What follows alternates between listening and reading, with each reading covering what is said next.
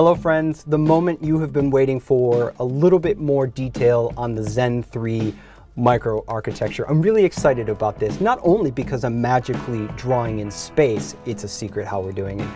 What's not a secret is Zen 3 has broken cover. It contains a large series of performance improvements over Zen 2.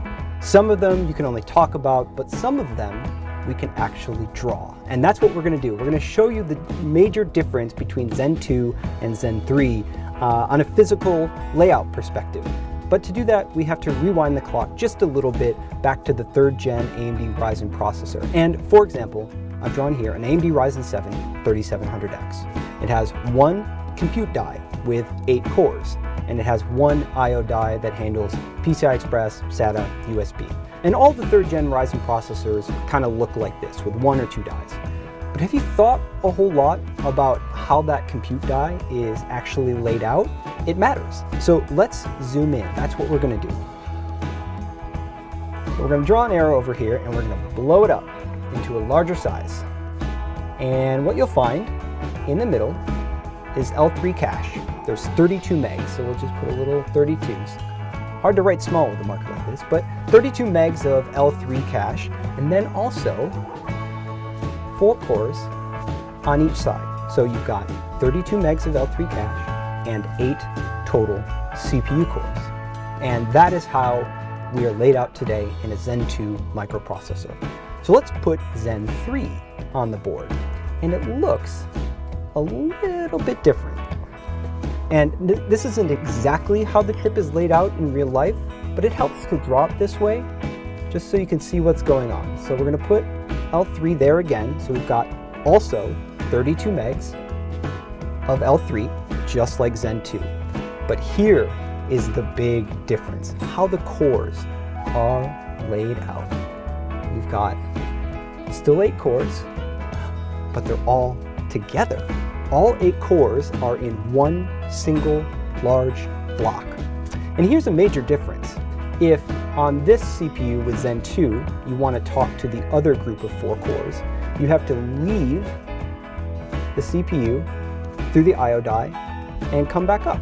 Right? You have to do this. You have to go back and forth between the 4 cores. And the same is true with cache. In fact, we can show you the division just by drawing it. The chip is kind of cut in half. That CCD is somewhat cut in half. You've got 16 megs with 4 cores on one side and 16 megs with 4 cores on the other side.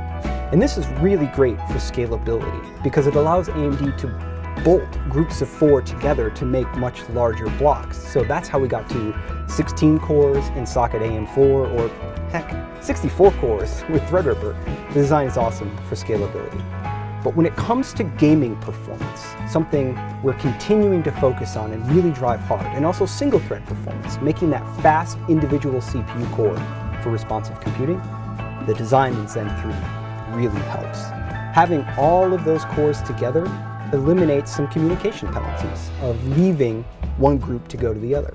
It also has the practical effect of doubling the cache that every core has access to directly. So on Zen 2, each group of 4 has direct access to 16 megs, but on Zen 3, direct access to 32. So let's put it together. You've got all 8 cores that can all talk to one another directly, and you've got 32 megs of cache where all the cores can talk directly to that too. So that's a lot more synchronicity in the design, a lot lower latency in the design, and that is a design goal that games really love. I think you're going to be really impressed by the gaming performance that the Zen 3 architecture can turn out. Oftentimes it's difficult to talk about architectural changes in a diagram. Some of them are a little new connection from point A to point B, and that doesn't show up well in a picture. But this one does. This is a major design change coming into Zen 3, bringing 8 cores and 32 megs of cache together in one large block.